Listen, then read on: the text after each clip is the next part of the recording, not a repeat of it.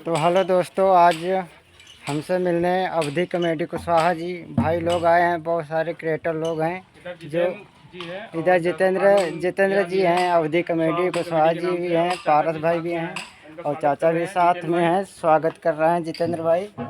और बाकी बात तो कुछ कहना चाहोगे? बहुत बहुत धन्यवाद आप सभी लोगों का।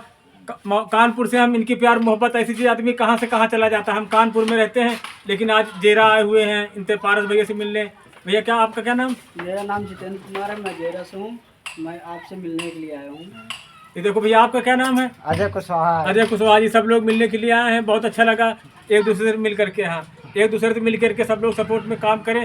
ये हमारे पीछे पारस भैया, बताएं पारस भैया। हमारे सभी मित्रगण को बहुत बहुत धन्यवाद। और इसी तरह जो है एक दूसरे से मुलाकात होती रहेगी तो जो है ऐसे ग्रोथ होने में ज़्यादा टाइम नहीं लगेगा। ठीक है गाइस?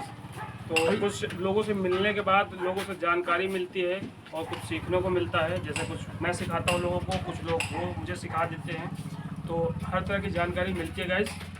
तो मैं अपनी वाणी को यहीं पे विराम करता हूँ। और कोई कुछ कहना चाहता है तो कह सकता है सर जी। आप बताएं कुछ, चैनल कैसे ग्रो करेगा, कुछ जानकारी दें।